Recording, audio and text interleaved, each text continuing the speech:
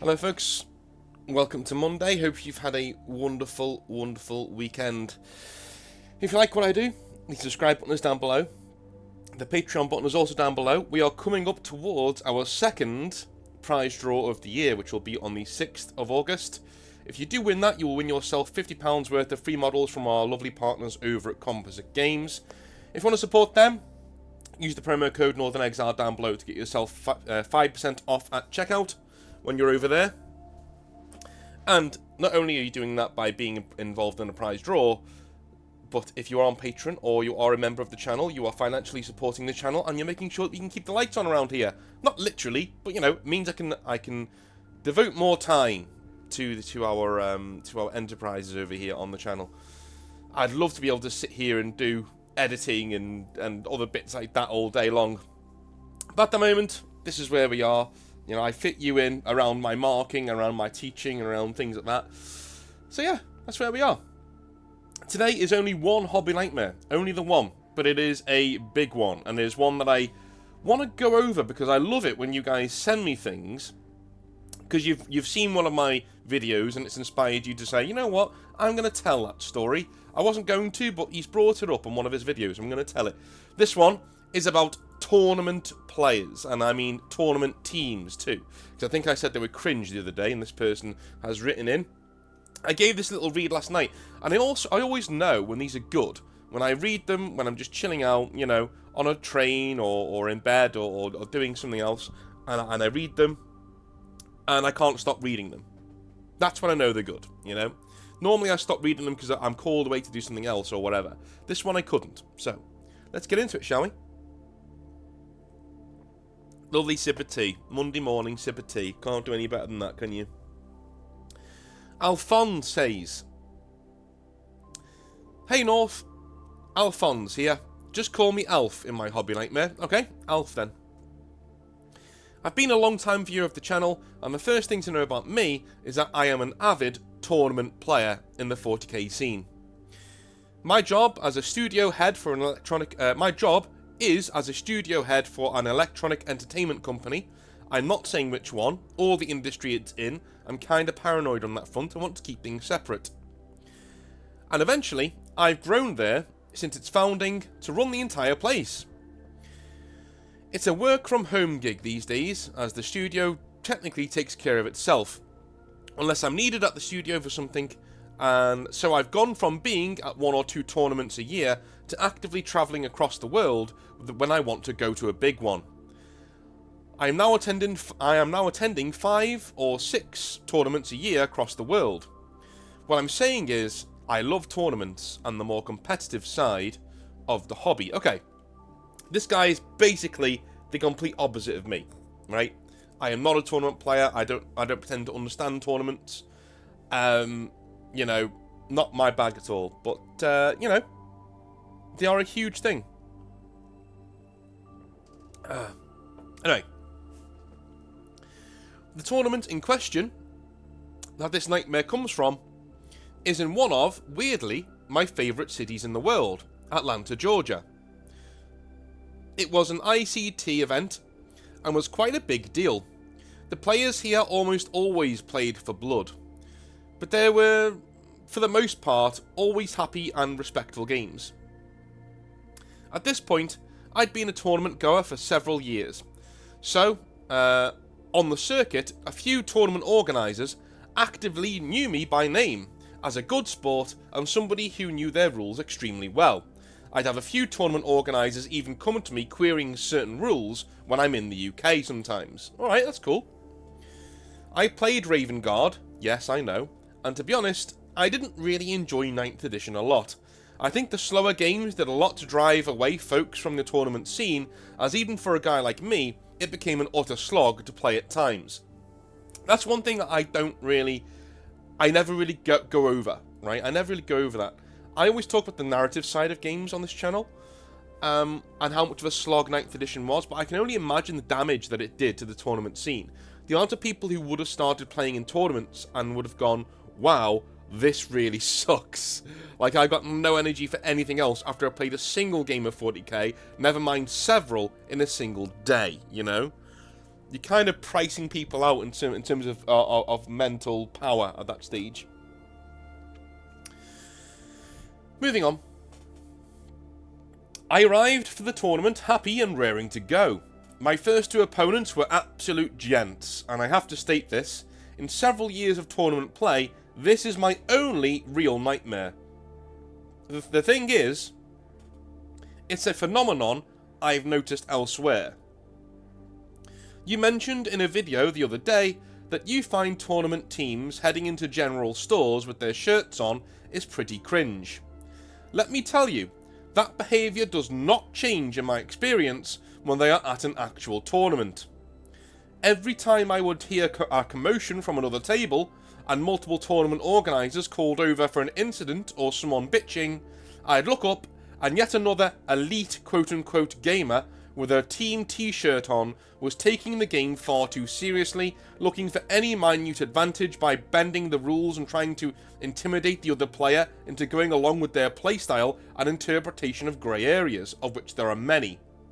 This happened every single time I looked up at a bit of commotion. So when I was paired with a tournament team player by the name of Mark, I was, shall we say, a little concerned. Okay. Before I move on there, I've just decided I'm going to do another hobby rant this week. Tomorrow's is all done. It's all in the can already.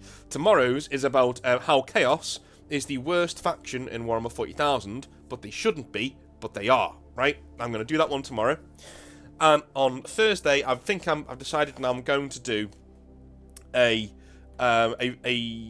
video on this phenomenon.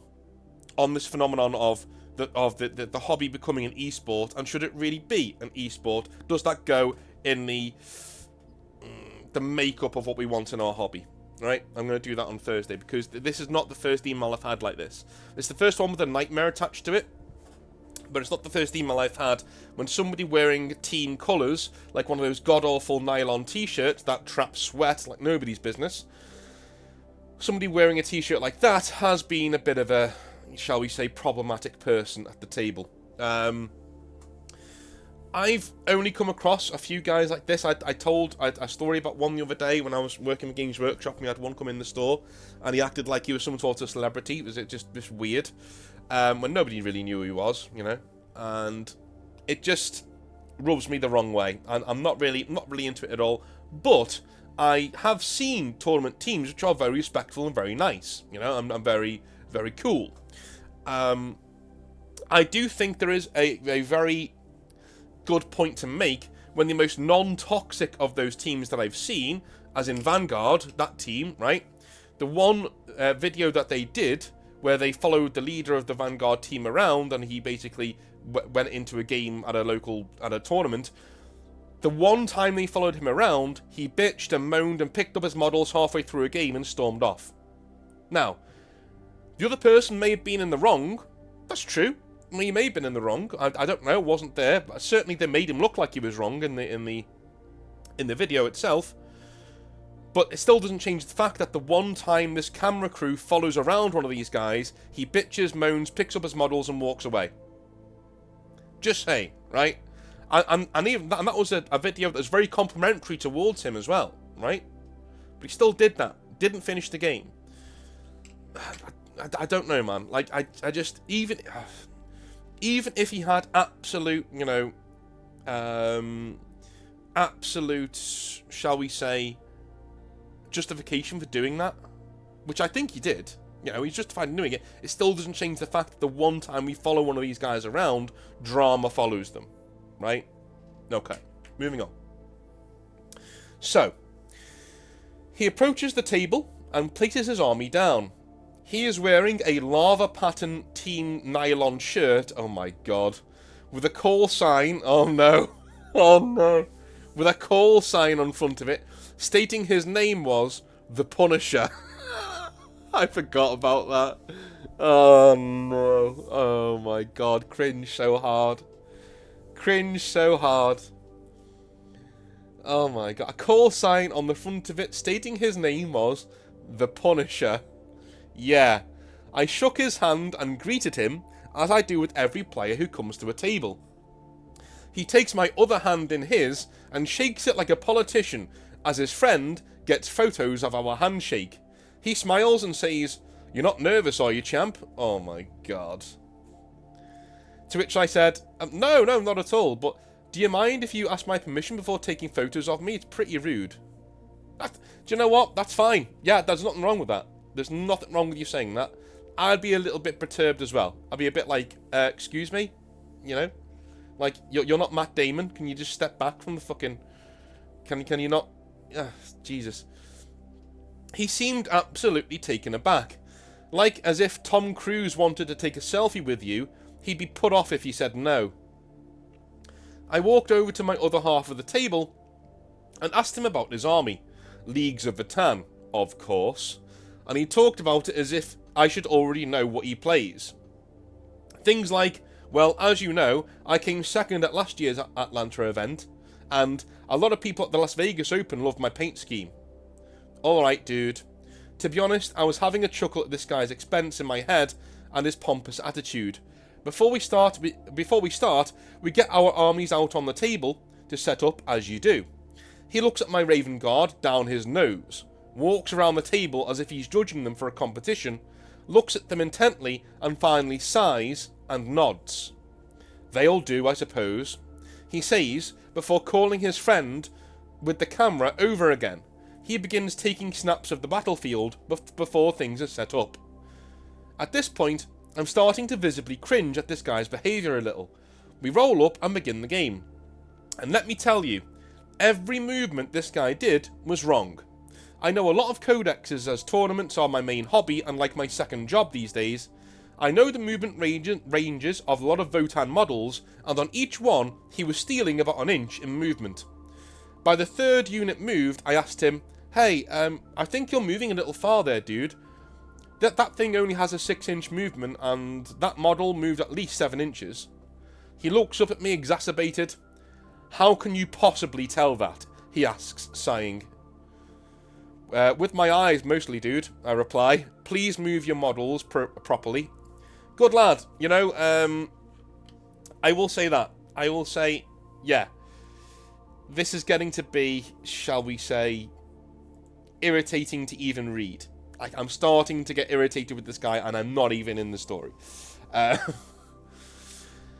These are not cut and dry things. That's why it's so annoying. Okay? It's really annoying because this guy has plausible deniability. He's able to say, "You're just being toxic." Because what he's doing isn't technically, you know, a disqualifiable offence. I mean, if he keeps on doing it, it is, but like, what he's doing is, he's framing it as a difference of opinion when it's not. You're right, he's wrong. There's no opinion. It's empirical fact. He's moving more inches than he's supposed to. You're right, he's wrong. But he's framing it as a difference of opinion. Cheaters and guys like this will always do this. They will always try and make it out like the argument is 50-50 and you're toxic for even suggesting it. At this point, you know, if this was like a normal game, I'd play the end of the game with this guy and then not play him again. I'd just be like, yeah, you're on the no play list.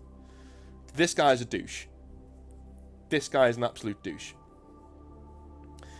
Alright. This kind of set the tone for the most stressful and snarky 40k game I've ever played. My Raven Guard were never going to win this game. For one, in 9th edition they're pretty underpowered and Leagues of Votan hadn't been fixed yet. My target was to hold him up and make the time expire whilst taking points to hopefully steal the game from him. Now, I do not run down the time by anything but my tactics. I don't move models slowly, or look at rules, or metagame, or anything like that. Instead, my forces on the tabletop played conservatively, striking from cover and deep striking onto key objectives if I needed them. As we got to turn 4, he was sitting on 45 points to my 43. I was feeling pretty good about the game so far, and thought on the final turn I'd have a good chance of actually winning. It looked like he had left a bit of room in his back lines for my Reavers to run over cover to sneak an objective from him. This would give me the game, as objectives in your opponent's deployment zone are worth double points. Then it hits.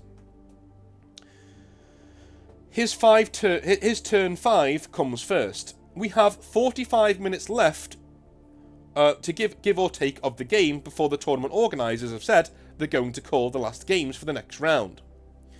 It is the slowest I've ever seen him or anyone play. He waddles slowly around the table, really slowly, thinking about every decision as if his life depends on it. He started moving his models 5 minutes into that time and querying one of my rules without any reason to do so. He knew in my turn I just had to do one move and call it to win the game. His tactic was not to play the game until the TOs called the game over and asked us to count up points. Due to this tournament having a 15-minute time limit per phase for a player, giving them around 45 minutes per turn, if they really did draw things, and that's even if they really did draw things out, this is exactly what he did. His movement took exactly 15 minutes to move 8 models. His shooting took another exactly 15 minutes to shoot 8 models, and his charges and melee took about 10 minutes. As he didn't charge with everything, and I was able to hurry those along with my own combat. At the end of his turn, nothing really changed on the field. After about 5 minutes of my turn, the tournament organiser called all games to a halt and asked us to count up scores. I called over a tournament organiser and told him of the problem and that I never got to play my turn in response because of Mark's stalling tactics. Dude.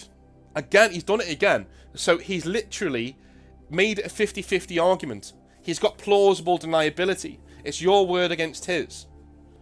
No tournament organiser will just rule on your behalf here. He will rule with what's gone on the table. Because he's got no choice. He's literally got no choice. The evidence he has in front of him is that this Mark guy has won the game, and you've had a disagreement about Mark's tactics in his timing, right? They will look at Mark's next game like hawks, but right now, the score is the score, and we're moving on. That's how this is going to turn out. Anyway, Mark took exception to that, stating that he was simply being tactical, here we go, and trying to find ways to beat me with my army in the ascendancy. Yeah, by not playing the game at all, dude, I retorted. The tournament organiser was apologetic, but said all games had to move on, and that we had done well to get to turn 5, to be honest. Mark argued that his turn had not changed anything, as nothing had been killed and no more objectives had been scored. He thought it would be fair to suggest counting the points from the end of turn 4 again for turn 5. The tournament organiser agreed and moved on. The final scores were 63 to Mark and 58 to me. I was fucking furious. Jesus Christ. I had protested the decision, but then told the TO that if it got me another proper enjoyable game with somebody else, I'd go along with whatever his ruling was. What was the point? I feel the tournament organiser was overawed by the team colours the guy was sporting, as he seemed to just go along with whatever he was saying. Mark shook my hand and said, "Better luck next time, champ," sneering. I shook my head and said, "Well, pal, I hope I never play you again. You hardly know your rules, you resort to cheap tactics to eke out terrible wins, and have been genuinely unpleasant to play. When it comes to the spirit of the game, you're literally the worst person I have ever played." Here's the thing. Mark looked shocked and appalled at my comment. I shrugged and put away my models. I'd not sworn him or raised my voice, so it was over. I moved to another table and had a great game with an orc player as my final game. Jesus Christ. I just... This is what I mean. This is what I mean. I'm not sure, and this is just me as a normal player from the outside looking in. Please feel free to tell me I'm wrong and give me evidence on the contrary. But I'm not sure these team colours are needed in 40k. In fact, I think they go against the spirit of the game. I honestly think people wearing team t-shirts and being like, You know, I am team Big Bollock, and I am here to... You know, dude, no you're not. You're just some guy who plays with toy soldiers, like the rest of us, right? Feel free to have a little group to get together, like a little, like a gaming group. That's not a problem. Like, if you're from a gaming group, all good. Right, you're all together, that's fine. But the actual esports, ultra-competitive, cynical, you know, wearing the team colours. I've even seen team numbers. I've seen team numbers, that's cringe. Right, you're not a sports team. You're not a sports team. You're playing with toy soldiers. There's something about it that just rubs me the wrong way in terms of the spirit of the game. The spirit of the game is both players need to have fun or the game has failed. You've both failed to play the game properly. If both players haven't had fun, then your entire game is null and void, in my opinion. If both players haven't had fun, the entire game is null and void. That may be... You may think that's unfair on the person... I say one person's getting salty because they're losing fairly and one person isn't. Well, at the end of the day, that person who's losing in a salty way, even though he's losing fairly, shouldn't be playing the game. He's playing the game wrong, and so that game has failed. You know what I'm saying? I think team colours and being ultra-competitive, even in a tournament setting, goes against the spirit of the game. For the most part.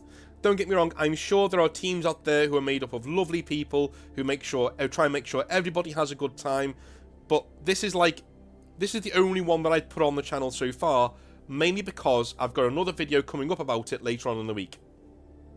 A rant coming up about it later on in the week, the phenomenon. But at the moment, I'm just not seeing how this is a force for good in the hobby. I'm not. I think it gives off the wrong message. It just brings out the worst in competitive spirit, and if people are using their team colours to intimidate other people, or to even say that rule's not that, it's this, and you just take them as read as being right because they're wearing team colours, obviously they know their rules really well, right? You know that's going on. You know that is going on. There is cheating going on. And there is over-roaring of people going on. There is literal, you know... It's gonna happen, dude. It just doesn't send the right message to me. It doesn't. To have team colours. You're taking it far too seriously, in my opinion. But I am a cynical person, right? That's just who I am. I'm quite cynical. So, it might just be me being a cynic. It might be me being an arse. Please let me know. Because, like, on the outside looking in, I always try to see these things from both angles and try and see why people would do stuff like this. Why people would be wanting to wear a team shirt to a 40k event where they play toy soldiers. To me, that's taking it far too seriously. It's taking it to in quite a win at all costs fashion. Because if you're wearing those team colours, you don't want to let the team down, right? There may be exceptions to the rule. There may be. But at the same time, I think a lot of these people take the game far too seriously, and I don't think that's an attitude that we need in the hobby. Now, if you play in one of these teams and you don't think it's that way, feel free to tell me in the comment section down below if I'm wrong, that's fine. That's just the feeling that I get. From the team players I've come across in the hobby, the amount of light nightmares, I get light nightmares all the time. I get hobby nightmares coming in to my email down below, and they're not really nightmares that I can put on the channel because they're not sensational enough. They're not funny. They're just little anecdotes that people have come across. Some of them are like 2 sentences long. But the amount of ones that I've had calling out toxic behaviour by people in these so-called professional elite teams beggars belief, man. There's at least 2 a week. So, you know, this is the first one I put on the channel because it's the longest one that I've had sent to me. And it's the one which is actually a hobby nightmare, rather than being like an anecdote of this guy act like a dick for a bit, you know. This is an actual hobby nightmare. This is horrible. Like, I would hate playing this guy in 40k. The sneering condescension and the arrogance, the pompousness of wearing one of these t-shirts and acting like you're some sort of fucking sports personality just goes beyond, you know, it's ridiculous. You're playing a game of toy soldiers. Get over yourself. Again, if you play in one of these teams, or you've seen them doing well, or a force for good in the hobby, let me know. The only one that I've seen, which is a minor force for good in the hobby, is probably Vanguard Tactics, and even then, as I just said before, even in their own video extolling how cool they are, they still had their leader walk away from a game mid-game because he was annoyed at his opponent.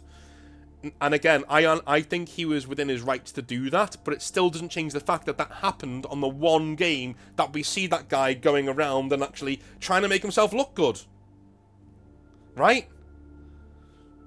It just rubs me the wrong way. As somebody who's cynical and questions things, I'm a historian, man. It's kind of my job. That behaviour just, even if you're within your rights, that behaviour in a video that's meant to make you look great just makes me think, what are you doing when the camera isn't there? Do you know what I mean? I just don't get it. I don't get these teams. I don't get what they're needed for. I honestly think that you could, you know, go and make a business or make a profitable thing by just having people come in and be a part of a club and teaching them how to play the game properly and being good sportsmen and all that. I don't think you need to be a sort of fucking esports team in 40k. I think it just brings the wrong attitude and the wrong nuance to what we're trying to do. That's just my opinion, and it could change. It could change. If you want to change it, put it in the comment section down below. Anyway, let's carry on. Okay. I moved to another table and had a great game with an orc player as my final game. When the final tallies were put out for the tournament, I came in 9th. My second highest placing ever. And, irony of ironies, Mark placed in the top 15, 14th, and he called that a win. This guy literally ruined the tournament for me, and all I could think about was his smug demeanour and his constant whining about rules, moves, and other things not going in his favour, only for him to pull something like that at the end. His teammates, wearing the same lava-coloured shirts, would also look over at my table and laugh at me in the following game against the orc player, David, to the point that David shot them a glance and said, do you know those guys? I told him no, but that I'd had issues with a guy from their team in the last battle, so they were probably a little salty about it. David just shrugged and said, well, you're having a better time now, aren't you? That is the most orc player thing I think I've ever heard. I nodded. Dude, yeah. The amount of chads that I know who are orc players who just go, you having a good time? Good. Wow. And that's just what they do. Yeah. They just don't give a shit. It could be at a tournament, they could be anywhere, but they just don't give a shit. Yeah, dude, you're awesome, I said. I'm getting tanked in this game, but I'm loving this battle. And I was. I ended up with 2 models left to his 12, but I'd scored secondaries very well, and so won, 42 points to 40. I shook his hand and took the win, but said, dude, if this was a friendly game, I'd have just given you that one. You butchered my guys. He had a big orcish grin on his face from ear to ear. Don't forget it, Umi, he said. So there you go. The 2 halves of the tournament scene in one hobby nightmare. God, I hate these cringe professional teams. Quote-unquote professional. They take the worst parts of the tournament scene, turn them up to 11, and play that way, telling people to get good, when they themselves hardly know their own fucking rules. My local organiser has actually banned their shirts. Yeah, they are that bad over here. Anyway, thanks for all you do, Alphonse. Okay. So, yes. I can't help feel that I'm being presumptuous and judgmental and being too much, coming down too much on one side. But there's only so many of these that I can read of different lengths before I go, listen, this has got to be a problem. This has got to be a problem. You know? If it started out back in the day, there were no teams. It started out back in the day, people would wear t-shirts from their local club, their gaming club. So if you were in a club called, you know, the War Masters, right? You'd have a black t-shirt with the War Masters logo on it, saying, yeah, we're from this gaming club called War Masters. We're not a team, because, you know, that wasn't a thing, but you were from this local gaming club. You were advertising your gaming club at events, saying, listen, yeah, we play, and you are advertising for your gaming club by acting in a good way.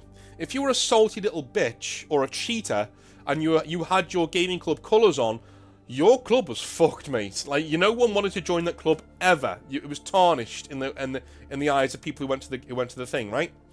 But if you're a professional esports level kind of team, you just need to win, right? The spirit of the game is secondary to you, probably distant second, in my own opinion.